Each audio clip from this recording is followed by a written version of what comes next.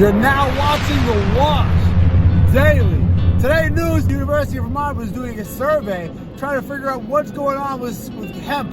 Now hemp is being used mostly for CBD, and most people are familiar with that derivative of hemp because people are using CBD or even Delta 8 and Delta 10. Pretty often, a lot of folks are actually using CBD for medical reasons even though they're not supposed to, because the FDA has said that you can't put any CBD in food or anything that would be consumed, and you certainly can't make any kind of claims about its use for a health reason, and that's because the FDA says they haven't had time to study it. So, but the group in Vermont has said, okay, well, people were looking at Vermont, what do you know about hemp?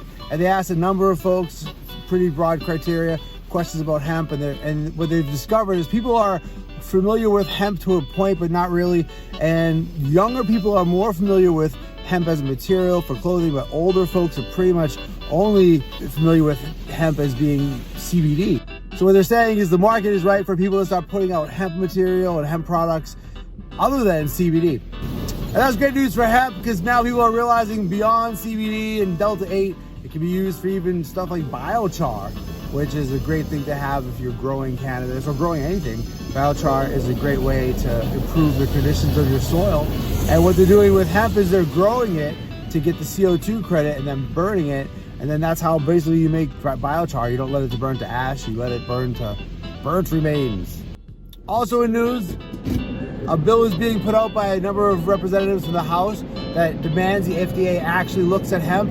They've been saying they don't have any time to look at hemp, and because they don't have any data on hemp, they can't allow it to be used for food. Well, the reason is because they know that if you eat hemp, you're going to automatically get not only CBD, but a number of other cannabinoids. The FDA seems to be preventing hemp from coming into the marketplace, at least successfully, and because they're really not looking at hemp and not looking at cannabis, especially for the vets with PTSD and what that means. A lot of groups are getting upset now because the vets aren't being able to use CBD. The FDA really probably should be disbanded. They don't do anything positive. They're actually completely corrupt and everybody knows it, and now they're getting in the way of people getting medicine. So the FDA should go away. Also in news, the FDA and the VA are taking a neutral position on the use of psychedelics for PTSD. AOC made a statement a few weeks ago where she was concerned the Biden administration, because of their cannabis stance, which is anti-cannabis, would also be anti-magic mushrooms. But I guess they're taking a neutral stance, and they're admitting that potentially these psilocybin or psilocybin mushrooms have some potential in helping veterans with PTSD and other sort of situations.